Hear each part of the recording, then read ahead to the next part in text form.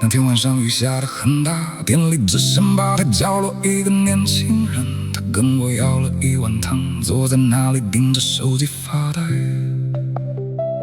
他的手一直在发抖，我看出他有事没多稳，多放了2片昆布，把汤弄得更热一点。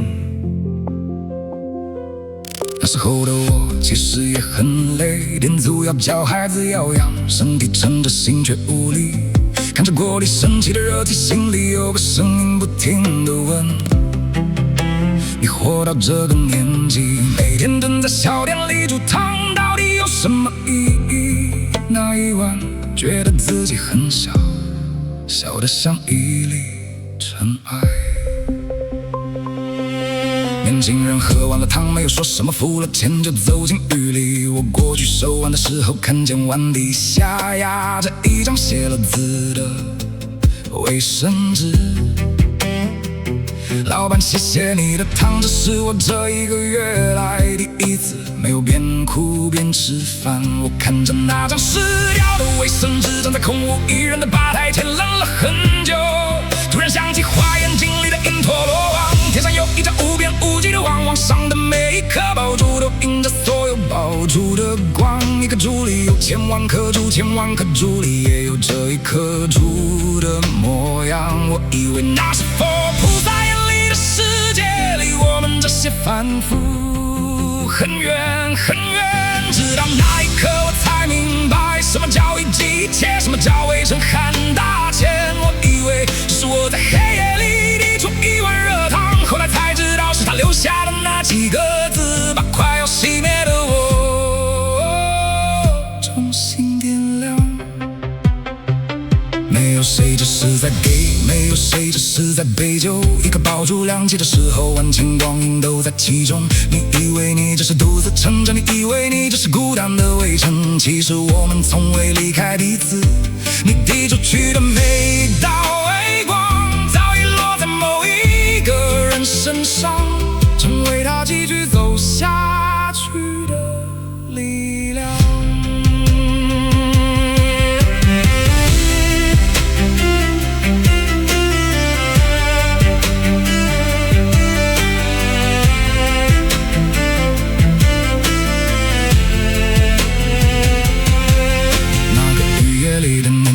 隔壁桌沉默的夫妻，深夜一个人来喝酒的中年人，他们都不是偶然路过我的人。山菜童子走过53摊，我守着这张小小的吧台，也一次一次遇见自己的善知识。有人用伤口教我什么是温柔，有人用孤单提醒我留下陪伴。我曾以为是我煮了一碗汤给他们，后来才明白，也是他们一次一次把我从疲惫里领回来。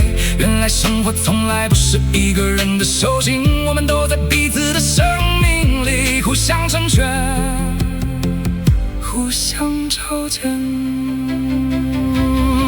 一粒盐能改变整锅汤的味道，一个眼神能让冰冷的夜暖起来。